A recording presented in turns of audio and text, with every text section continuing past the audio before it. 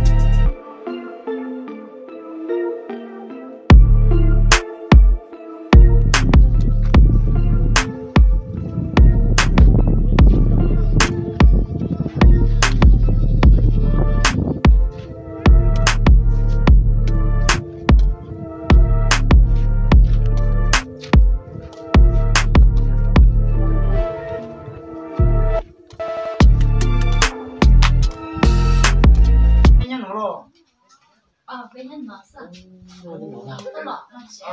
như vậy trái như vậy trái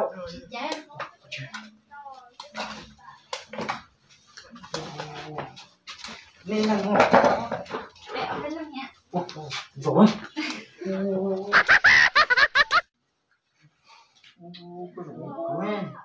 nhưng để tao rồi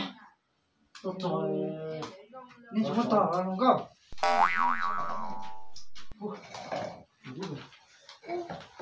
nhưng rõ rõ trộn tên con chạy luôn đi rồi đấy nó mở có sống không được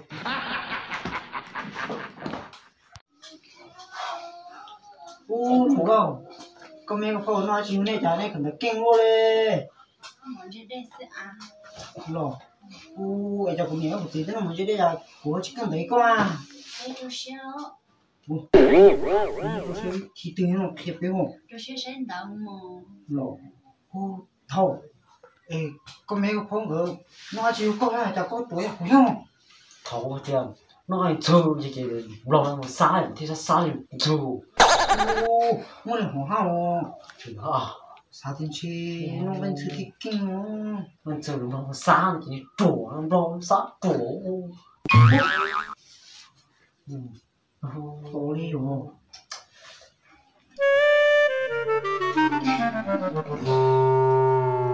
chờ nè nhưng chưa cũng một bây giờ có tới quá ta sẽ cùng với các bạn ngon nó sẽ sai số này con giờ đang là tay em căng sáng chơi con nó sẽ một nó chỉ số này con rồi tay tôi cần là tay tôi sẽ cần đó tôi tay đã khả năng trong à ôi còn đang chờ nó cũng chụp con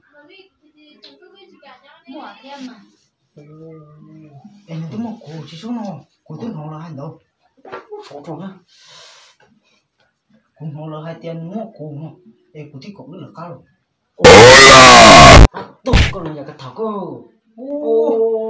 hai chuyện đâu hai cái kia nó may hồn nhiều cái nó on để cần máy từ còn được cần máy thảo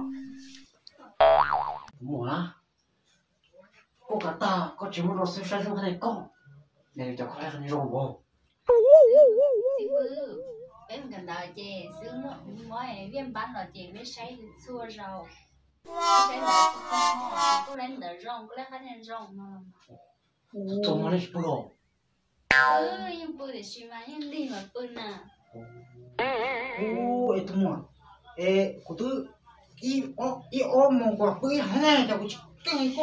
요, 그, chủ là sinh tao có tôi kể nên chả câu. 뭐는다 Cục 해. tiền. 오, 토모. 이건 뭐 할때야.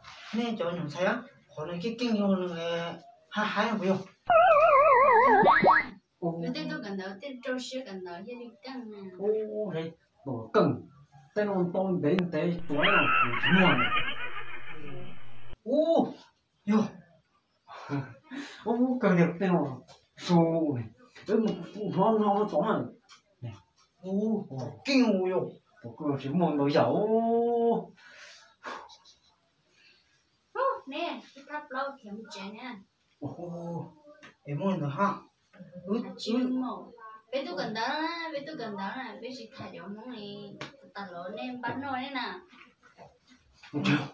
phải trái ra lỡ là ôm Trọng thằng luôn, một chỉ nó bông. nhưng nó chỉ ức khiêu.